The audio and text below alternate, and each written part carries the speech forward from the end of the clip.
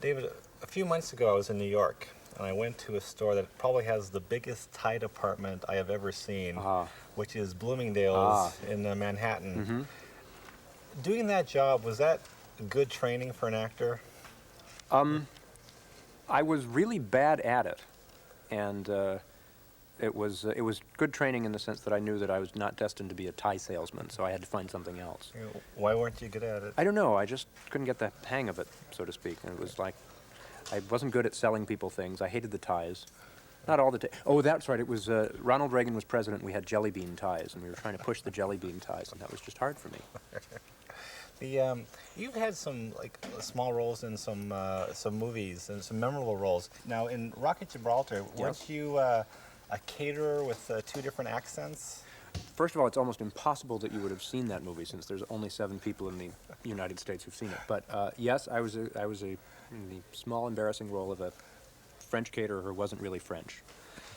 Now, did you enjoy those small roles, or did you see those as another paycheck, or was that a real learning experience? I had fun. No, I had fun, and that was not my first movie, but almost my first movie, and I'm not sure I would have known what to do with a bigger role.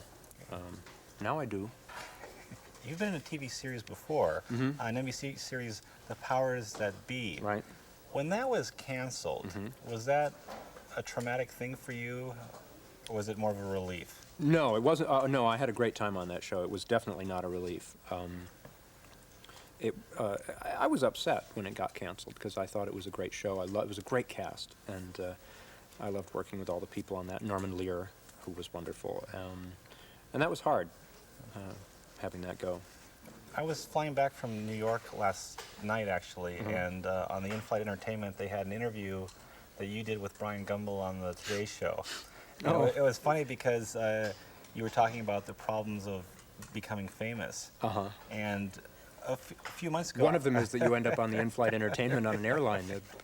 Well, a few months ago, I was at Rockefeller Plaza, and I passed Brian Gumbel. and I thought, oh, there's Brian Gumbel. And he had everything down to his stride. He looked at me, and he winked, and kept on going. He didn't know who I was, but it was like the perfect way to acknowledge someone without stopping and chatting. Yeah. Now, what do you do when people come up to you and start talking? I don't know about the wink. I think that could get you in all kinds of trouble that you may or may not want to get into. Yeah, you do, though. You have to learn to acknowledge people, because I always sort of, at first, kept very much to myself, but when people feel they know you from the show, that turns out to be rude to treat people like that. So you have to kind of be open and say, hi, how you doing, and stuff like that. And people are usually very nice. And one final question. I know a lot of people are wondering if Maris will ever make an appearance. What is the status, and what kind of ideas are being kicked around on that? I think Maris is being kicked around a little bit, but she likes that. So I don't think we're going to see Maris in the foreseeable future.